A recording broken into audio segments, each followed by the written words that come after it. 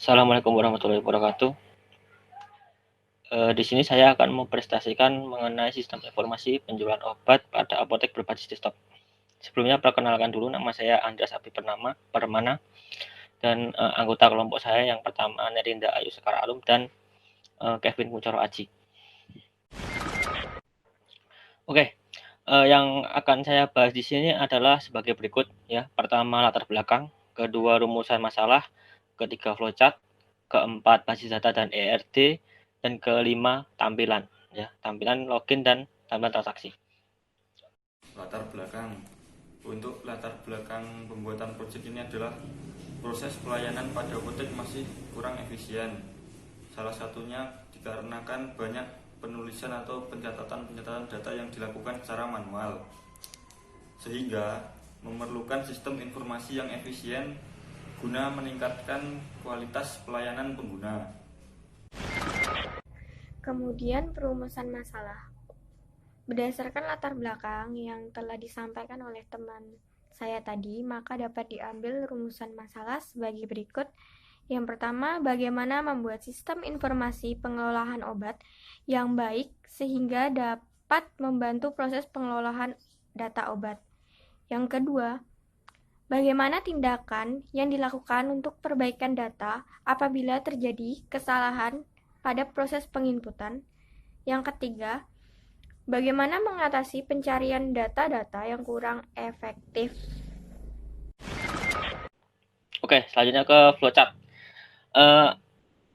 Seperti ini flowchart yang kami rancang untuk sistem informasi. Yang pertama kita nanti ada tampilan login. Nah, selanjutnya validasi login. Nah, setelah itu akan tampil menu utama atau dashboard. Nah, dashboard di sini kita bisa memilih beberapa menu di sini. Yang pertama memilih menu karyawan, memilih menu obat, menu transaksi, menu laporan, dan yang terakhir menu logout. Menu logout dan terakhir menu keluar. Nah, memilih menu karyawan ini nanti akan tampil sebuah form untuk mengelola data karyawan yang ada pada apotek tersebut. Yang kedua, memilih obat. Nah, ini jika kita memilih akan tampil menu form obat yang digunakan untuk mengelola obat. Misalnya transaksi untuk melakukan transaksi, memilih menu laporan transaksi untuk kita mencetak laporan. Nah, yang selanjutnya itu ada menu logout. Nah, logout ini nanti kita akan keluar dari dashboard dan kembali ke halaman login. Seperti itu. Dan terakhir menu exit keluar. Nanti untuk menu karyawan sendiri nanti ada, nah ini biasa ada tambah, edit, hapus, dan tampil, dan simpan. Setelah itu selesai. Kalau form obat kurang lebih sama, kalau transaksi juga sama. Nah, tapi di sini ada perhitungan dari pembelian obat sendiri. Nah, kalau yang laporan transaksi ini mencetak, memasukkan transaksi yang ke berapa, lalu kita tampilkan. Kurang lebih seperti ini flowchartnya. Oke, next ke basis data. Basis data sini ada 3 tabel. Ada 3 tabel, 2 tabel master dan 1 tabel slave atau secondary. Tabel master pertama yaitu tabel karyawan. Di sini untuk menyimpan data karyawan. Yang kedua tabel master obat. Ini untuk menyimpan data obat. Dan terakhir itu tabel secondary transaksi. Nah, ini untuk menyimpan setiap transaksi yang ada di aplikasi tersebut. Nah, di sini juga ada relasi juga. Ya, kita ngambil data dari data obat. Oke, seperti itu. Nah, ERD-nya seperti ini. Ya, ada login yang kita masukkan username dan password. Nah, login ini memiliki data obat. Nah, ini ID-nya seperti ini. Ya. Nah, dan ini terhubung ke transaksi, di mana transaksi mengambil data obat. Nah, gitu. Login juga memiliki data karyawan seperti ini. Ya. Oke, masuk ke tampilan. Tampilan halaman login nanti seperti ini. Ya, kita untuk username dan passwordnya kita hardcode ya. Jadi username yang ada di codingan dan password juga ada di codingan. Jadi kita nggak mengambil data database gitu. Kita masukkan username admin, password admin, login untuk masuk ke sistem.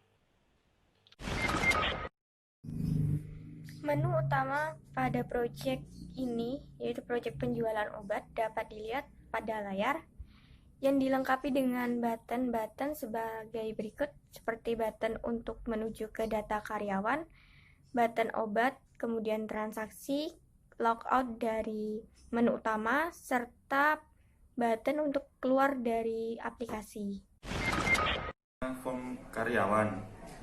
Di form karyawan ini kita akan menginputkan data karyawan, antara lain ada ID karyawan, nama karyawan, alamat karyawan, usia karyawan, dan jenis kelamin. Untuk menyimpan data yang sudah diinputkan, kita bisa mengklik tombol simpan. Untuk mengedit, kita tinggal cari ID karyawan, lalu edit data yang ingin diubah. Untuk hapus, kita cari ID karyawan terlebih dahulu, lalu klik tombol hapus. Lalu untuk keluar dari form karyawan, klik tombol kembali. Kemudian halaman penginputan data obat. Pada halaman ini, pengguna harus memasukkan ID obat, kemudian nama obat, harga obat, jenis obat, dan tanggal kadaluarsa obat.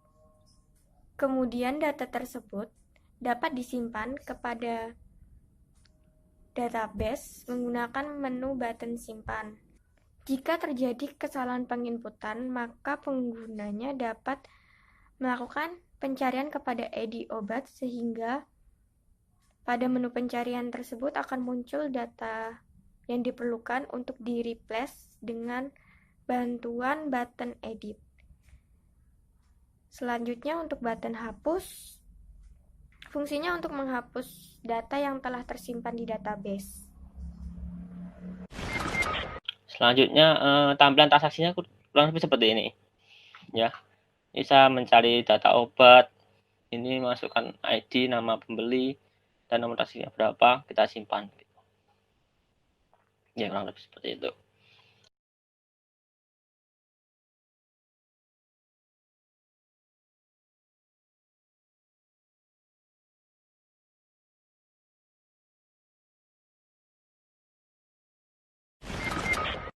Untuk form cetak nota, ada form inputan nomor transaksi. Pertama-tama kita masukkan nomor transaksi dulu. Selanjutnya klik cari, nanti akan tampil nota transaksi pembelian. Terus selanjutnya untuk mencetak, tinggal kita pencet tombol cetak. Selanjutnya panel exit. Di panel exit nanti akan ada pertanyaan, apakah Anda ingin menutup aplikasi? Jika iya, klik button ya. Jika tidak, klik button batalkan. Oke, sekian itu. Bila ada kekurangan, mohon maaf. Saya tutup. Assalamualaikum warahmatullahi wabarakatuh.